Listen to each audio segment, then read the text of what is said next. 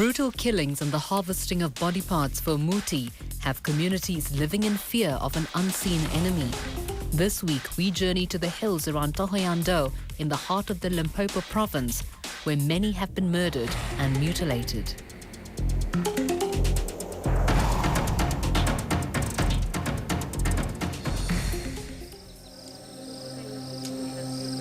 In Manamani village outside Thohoyandou, 7-year-old Mulweli disappears while playing near his home.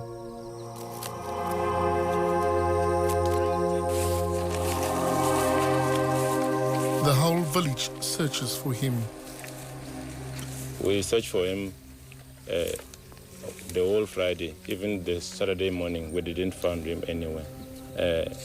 Past one Saturday, we found him inside the water, and some missing parts, the lips, they cut some ears, and the left testis, it was missing, and the penis.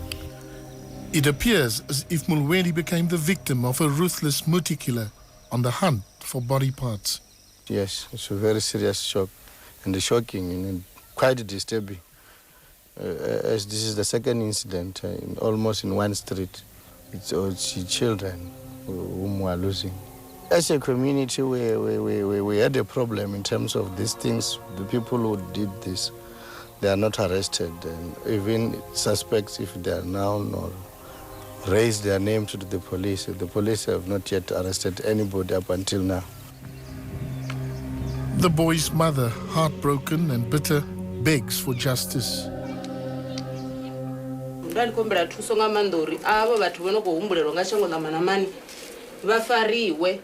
Ngauri voitambiri ya chitu kha mwana anga ndisongohumbula ndichikubva mushumoni ndichiuya ndaona nori mwana anga vosoko mungalangadza zvithu zvapera zvongalangadzea ende richa mapolisani vasikuita zva ndori mapolisa ava kunyagoritusa nanga chituna chiti. As a little family, a poor family, we don't know where to go and where we will be helped.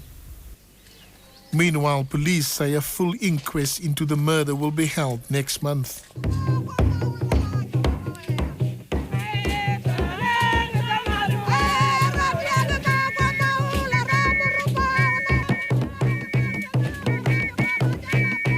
Lake Funduzi in the heart of the Limpopo province. In days gone by, this was said to be the place where tribal elders would sacrifice young virgins to their ancestors. Modern scholars, however, say there's no evidence that these sacrifices actually took place. That is a myth of saying that on Lake Funduzi they used to sacrifice virgins. In the past, especially chiefs, traditional healers, why did they practice muti-murder? Blood or parts of this victim were linked with the strengthening of a traditional ruler. And this was also done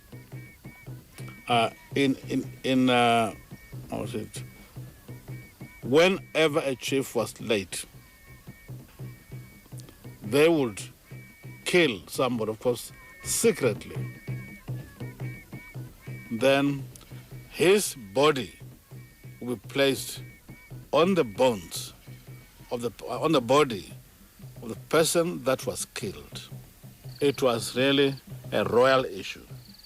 Nobody was allowed to be involved in muti-murders. But times have changed.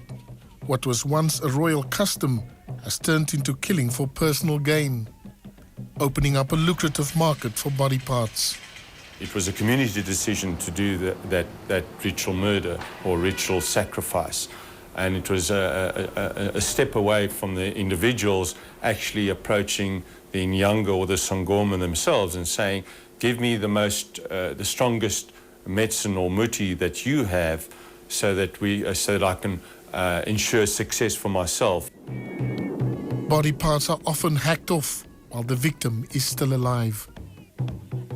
The screams, in fact, call the spirits, the ancestral spirits of that victim, that the spirit force will actually enter the body and will be taken up in the body part if it's taken while the person is alive and screaming.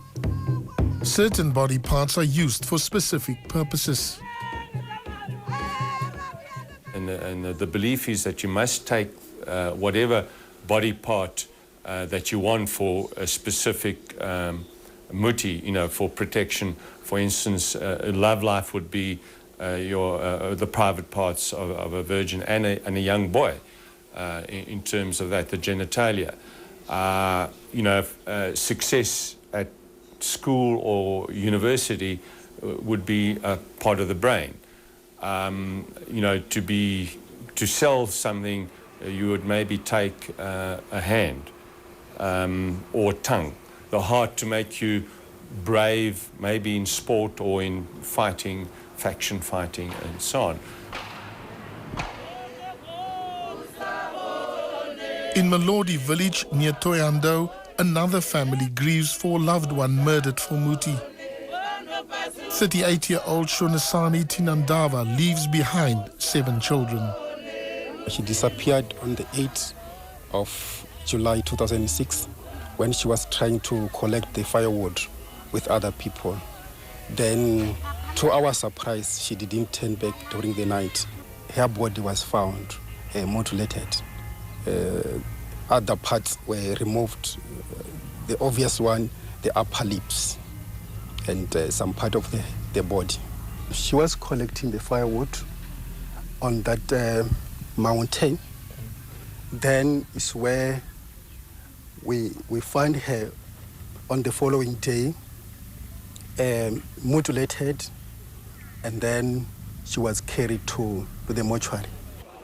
The suspect is her estranged, unemployed husband, Rexon Tinandava. He was arrested a day later.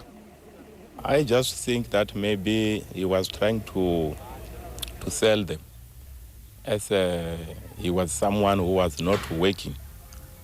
So I just think that he wanted to sell them to the business people. Currently, the case is still under investigation. The suspect is still also in custody. These brutal killings have communities in the grip of fear. Fear of an unseen enemy living in their midst. These women walk in a group. An attack is always a possibility.